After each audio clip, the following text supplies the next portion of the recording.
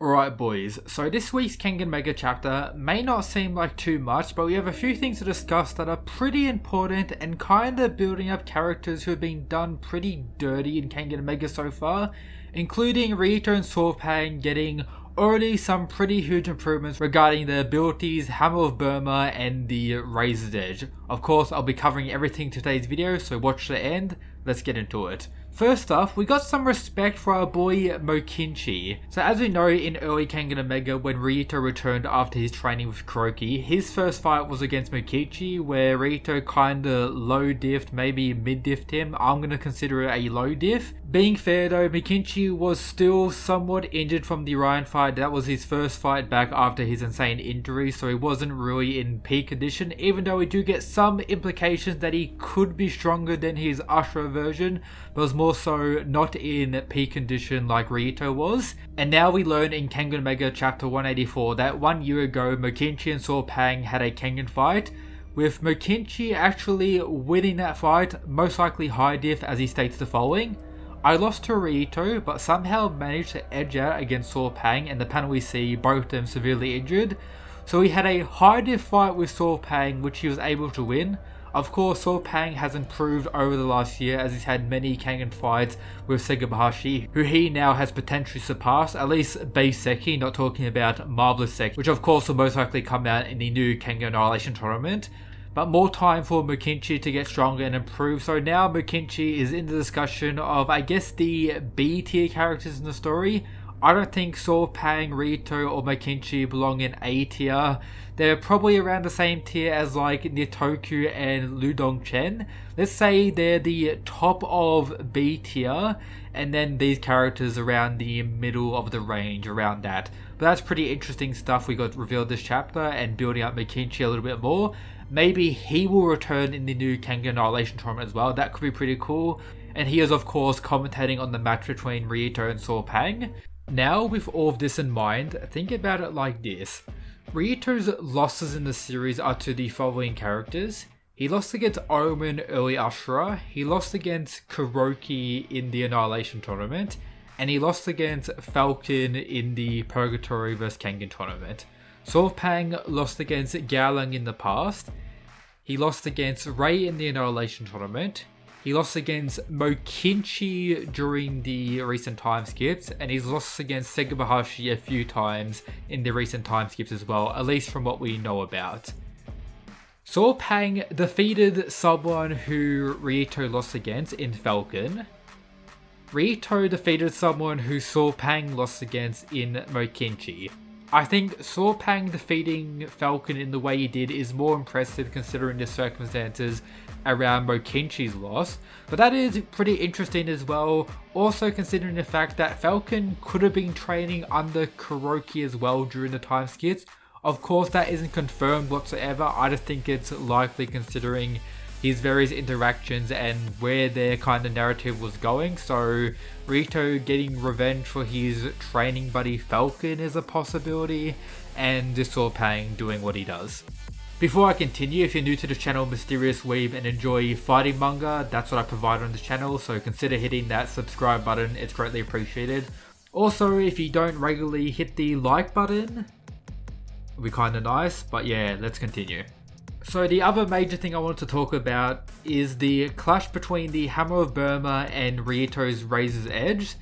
They pretty much stalemate one another out, which is insanely impressive on both parts for the following reasons. When Sawpaing used Hammer of Burma back in Ashura, it did this to the stadium in his Ray fight. That is still to this day one of the most insane Kengan feats in the whole story, and Rihito's Razor's Edge is able to completely stalemate that. And then regarding Rihito's actual cutting ability with his fingers, he calls stuff like steel butter pretty much, and Sawpaing's head is strong enough to stalemate with that level of, slicing ability. So both sides have very impressive ability with the Razor's Edge and Hammer of Burma. You could say both have improved eventually, or Kengan characters are kinda a lot stronger than really expected. Like Sawpaing's skull is insanely strong, the strongest in the world of the Kenganverse, I believe. And Razor's Edge is much stronger than what it was capable of back in Ashura, where it just sliced people, but now it's able to pretty much tank a hammer of Burma as well. Even though his fingers are kind of messed up here, it is still quite wild.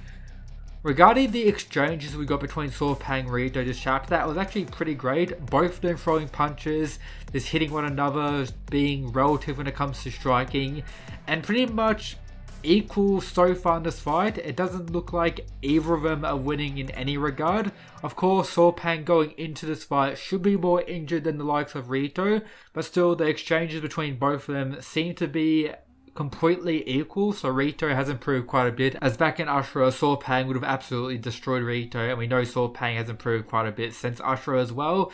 So hopefully we get that second flashback of Kuroki's training of Rihito during the recent time skips, and I'm still waiting for a Sawpaing flashback of him potentially training with the likes of Gao Lang, even though we already had the flashback of him doing the various Kengan matches with Segabashi, and now a Kengan match he did with Mokinchi. So Sawpaing has been on that grind. I just hope we get some training implications as well. As I've mentioned in previous videos, I still do think Rihito is going to win this match, and here's my current bet of who's going to win the whole Berserker Ball. But this is Kengan we're talking about. I thought Cosmo was going to win the whole Berserker Ball, and he lost against Sawpaing in the first round, so who knows what could happen. Sawpaing could win this as well and make it into the final, but I think his injuries will be quite severe if he does win this, considering how injured he already was after his fight against Cosmo. But so far, the start of this fight is already an absolute banger. I'm very excited to see where it goes from here. Maybe different variations of the Razor's Edge, of course, still waiting for Rihito to use a K1 style technique. Maybe more variations of the Hammer of Burma, as you already got to see a new one during his fight with Cosmo, so very interesting stuff. It's going to be a pretty gory fight, as both Rihito and Sawpaing are known to be quite bloody and wild when they fight. As Rihito says, get down and dirty, and Sawpaing is pretty much just a maniac in his own regard. Let me know down below who you think's going to win. Is it the sharpest fingers or the one with the hardest skull? And this panel at the first page is pretty cool as well. I do enjoy that type of stuff. After this tournament, I'll probably make a video doing a new updated tier list, as some of the lower mid-tier characters have improved quite a bit, and pretty much in every new arc we kind of need to make various updates, even for like the top tier characters, as we've got many reveals regarding the Connector. Last time I made a tier list, the Connector wasn't even on it, and he's being hyped up as someone like far above everyone else. So yeah, a lot of stuff will most likely need to be changed around. Adam is flying through the ranks after his fight with Garuki. Garuki is still a monster when in killer mode. Koga is just rising and rising endlessly, and now Rihito and Sawpaing will most likely be rising as well. So yeah, pretty cool stuff. Even though coming into this tournament, I wasn't really expecting too much. The fights have been pretty great, solid all around, and I am enjoying the Berserker Ball so far. But that's pretty much everything for today's video, guys. I hope you enjoyed. Check out all the other stuff in the description. Join the Discord if you want to talk more about Kengan or any other manga I talk about. Consider checking out the Twitter for various things I post. And of course, shout out to the Mad Lads who support the channel via the Patreon.